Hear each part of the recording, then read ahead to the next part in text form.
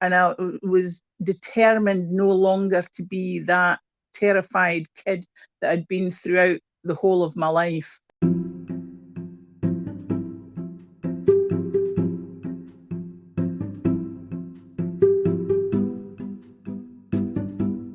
Hello and welcome to another episode of Live Through That, the companion podcast to my book of the same name where I look at influential 90s musicians and where they are today.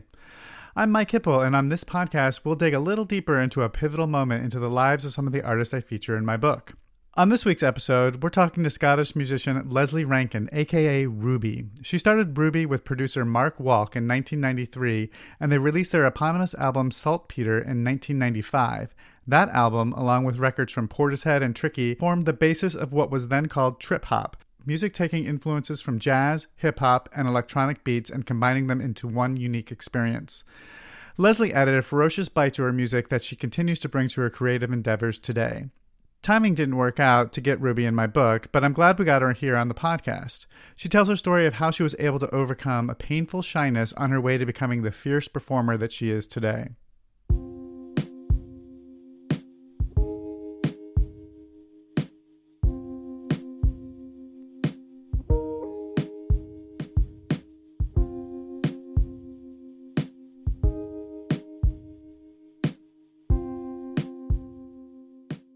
So you want to talk about pivotal moments? I think there's the only one really in my whole life that sticks out that really has got nothing to do with music, but if it did not happen, I don't think any of my life would have happened the way it has. It was because when I was a small kid, I was just extremely shy, like painfully terrified of everybody, shy. I used to hide behind my mother all the time and hide. If I saw somebody coming down the street that I thought might talk to me, I would hide in doorways, or I would go down another street or anything to avoid the attention of other people. And I found making friends at school impossible. And I was probably a bit autistic, really, a bit further along the autistic spectrum. I don't know.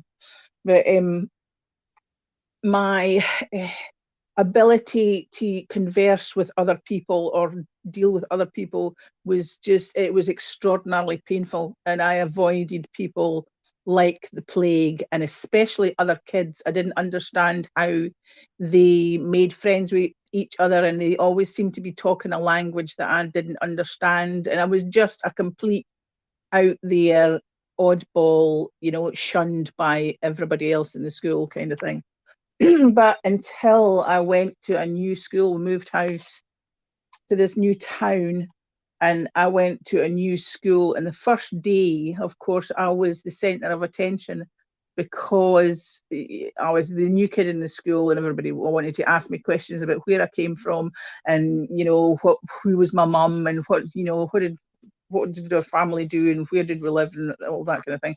So, and at break time, I was out in the playground, and I was just surrounded by all these kids in my class, and it was like I was I was taking steps backward to kind of try and get away from them, and they were keeping coming forward and asking me more and more questions, and I found it extremely uncomfortable, as I would usually have just run away. But it got to the point where I was backed up against the wall, like literally, and I could feel the wall at my back and the bits of the bricks sticking out and stuff. And it was like this switch turned in my head, and I was saying to myself, no, I'm not going to be that terrified kid. And that was about 10 or 10 and a half. And I was determined no longer to be that terrified kid that I'd been throughout the whole of my life, and the oddball, and the reject, and all the other things I used to get called. And it's like as if I pushed off against the wall, like from my back, like I pushed myself forward into these kids and forced myself to talk to them and to answer their questions, and that was the turning point in my life, that I stopped hiding from other human beings. And I think if I hadn't done that and had that moment, there's no way I would ever have gotten up onto a stage, or, and I certainly wouldn't be talking to you now. Nice as you are. So that's my pivotal moment.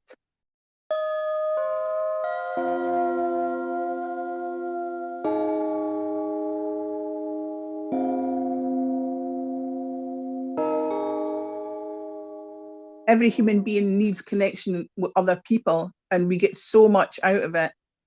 Our lives are so enriched by connecting with other people that I was just desperate for it. I think I was so sick to death of being the oddball standing in the corner that nobody would talk to because she was just weird, And it was funny, at my old school, before I left, the day that I was leaving, this really horrible cliquey, like the head of the clique girls, said to me, "Oh, it's not that we don't like you, it's just that you're so weird," as the reason why they'd all ignored me for whatever 5 years, the whole of my school career.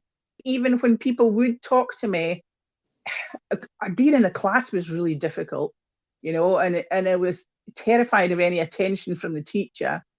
And I think the whole process of dealing with the other kids in the class or dealing with the teacher was just a nightmare from start to finish. Really, I just found it so difficult to converse with people, and also I would get so nervous that I would stutter and stuff, and and not say the right thing. I would get my greetings mixed up. Like if somebody said hello, I'd say happy birthday. There was quite a few times where I just come out with oddball, weirdo, like inappropriate stuff. Not inappropriate bad, but just like, this is not what you see in this occasion.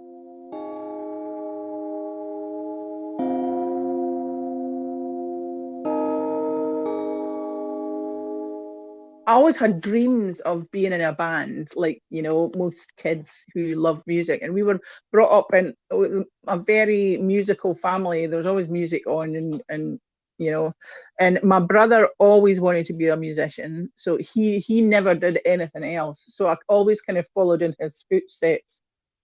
But I was still really shy, and I never really got into bands until my friend answered an ad in Melody Maker or something for a drummer. She was a drummer, and she was too shy herself to go to the audition on her own, so she took me along, and she got the job as a drummer. And they were saying, "Oh, do you know anybody who can sing?" And she pointed to me. And so at that time, and as with most things in my life, I just say yes. And then I ended up being a singer in this like garage band, this wee kind of doing 1960s 13th floor elevators type covers and stuff, just a covers band. So that's where I started. That's where I did my first gig. The first gig was just absolutely terrifying and really shit, and I wanted to do it again and again and again. It's like bungee jumping off the side of a cliff. That's what it felt like. Not that I've ever bungee jumped off the side of a cliff, but I can imagine that's what it felt like. But I just wanted to do it again. If you love music, and certainly at that time, music was the be all and end all of my life. There was nothing more important than that in my life. So you have to do it.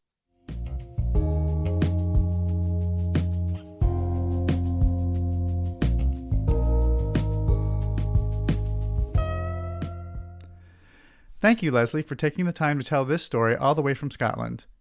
And now, here are some of Lesley's current inspirations. I'm constantly inspired by just about everything. Anything that walks, breathes, or, comes anywhere near me.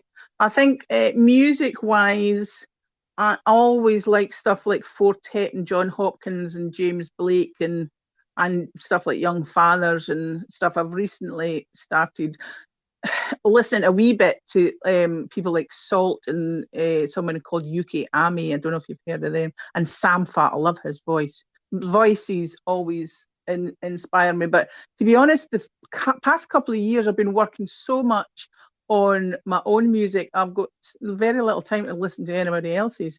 And also I've started painting again because I used to do art quite a lot years ago. So I've started painting again. So paintings inspire me. Any kind of artwork really inspires me.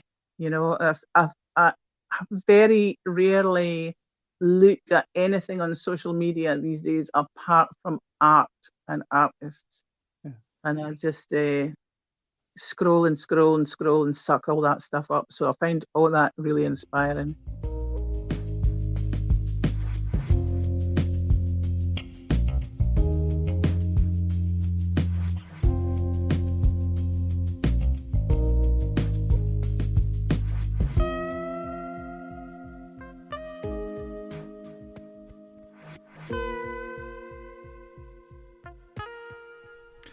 And that's it for today's episode. You can buy my book, Live Through That features other artists from the 90s wherever you buy your books. Or you can get 15% off that book by using the promo code PODCAST15 by ordering at the link on the podcast page.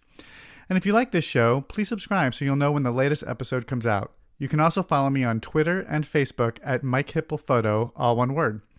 Thanks for listening. See you next week.